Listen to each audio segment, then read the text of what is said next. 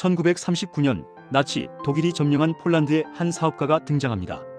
가슴에는 나치 황금 배지가 번쩍이고 매일 밤 술과 여자에 빠져 살던 남자. 그의 이름은 오스카 쉰들러였습니다. 그는 전쟁을 이용해 큰돈을 벌려는 속물이었습니다. 유대인이 운영하던 그릇 공장을 헐값에 인수해 임금이 싼 유대인들을 고용했죠. 그에게 유대인은 그저 자신의 지갑을 불려줄 도구에 불과했습니다.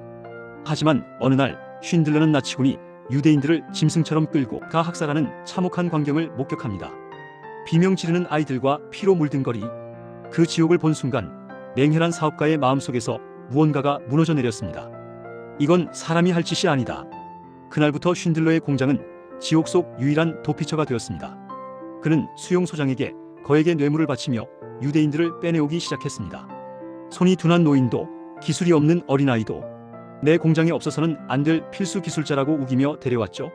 그는 자신의 재산을 털어 다이아몬드와 보석을 나치 장교들에게 바쳤고 그렇게 죽음의 행렬에서 사람들을 하나둘 빼돌렸습니다. 전쟁이 막바지로 치닫자 나치는 유대인을 모두 가스실로 보내라는 명령을 내립니다. 이때 쉰들러는 인생을 건 도박을 감행합니다. 자신의 전 재산을 털어 공장 직원들을 안전한 곳으로 이주시킬 명단을 작성한 것입니다. 이것이 바로 그 유명한 쉰들러 리스트입니다. 밤을 새워 타자기를 두드리며 그는 한 사람이라도 더 살리기 위해 기억을 쥐어짜냈습니다. 이 종이에 이름이 적히면 살고 아니면 죽는 상황. 그는 1100명이 넘는 사람들의 목숨값을 지불했습니다. 새 공장에서도 그는 대담했습니다. 군수 공장이었지만 기계를 일부러 조작해 불량품만 만들어냈습니다. 자신이 만든 무기로 단 한 사람도 죽게 하지 않겠다는 의지였죠. 1945년 드디어 전쟁이 끝났습니다. 독일은 패망했고 나치 당원이었던 쉰들러는 전범으로 쫓기는 신세가 되었습니다. 억만장자였던 그는 빈털터리가 되었습니다. 돈은 모두 사람을 살리는 데 써버렸으니까요.